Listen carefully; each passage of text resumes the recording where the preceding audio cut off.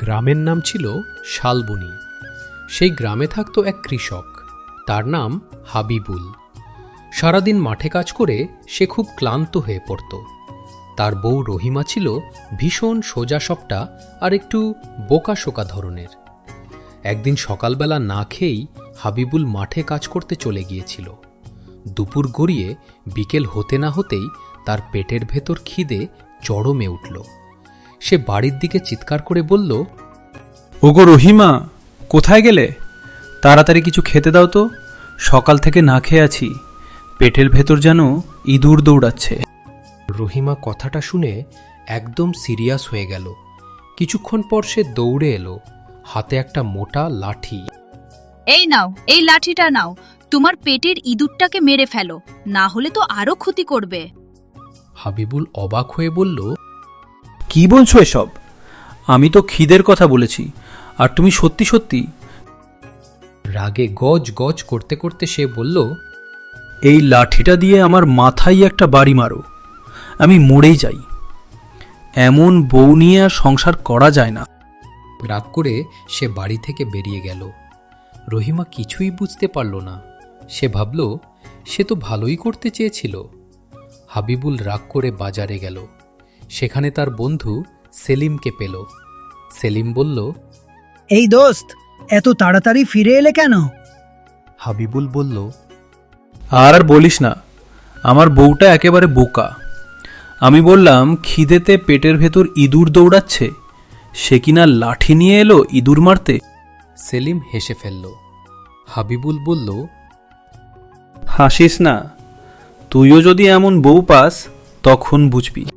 তারপর সে বলল, এই দোস্ত, একটা বড় রুই মাছ দে তো।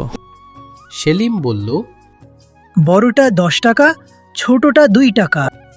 হাবিবুল বলল, বড়টাই দে, আজ ভালো করে খাবো।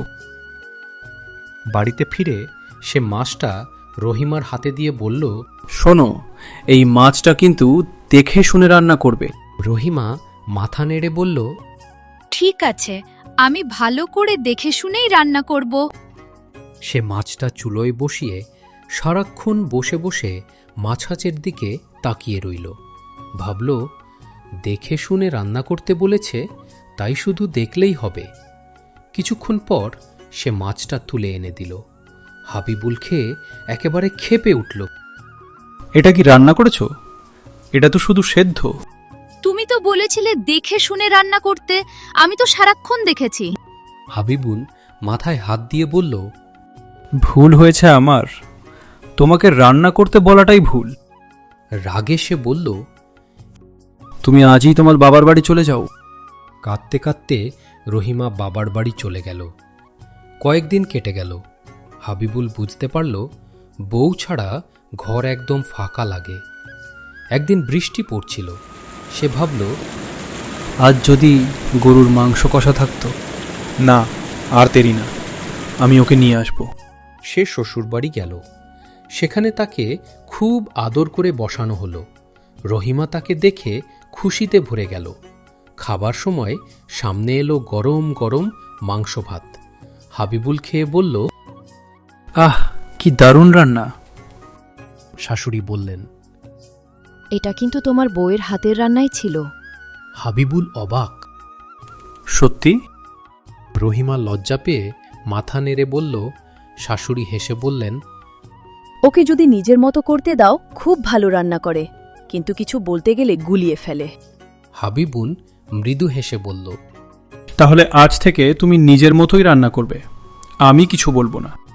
তারপর সে বলল, চলো আজই বাড়ি ফিরি।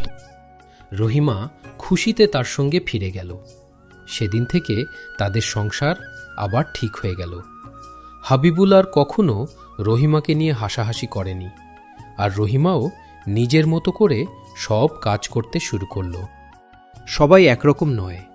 কেউ বোকা মনে হলেও তাকে বোঝার চেষ্টা করলে তার মধ্যেও ভালো গুণ খুঁজে পাওয়া যায়।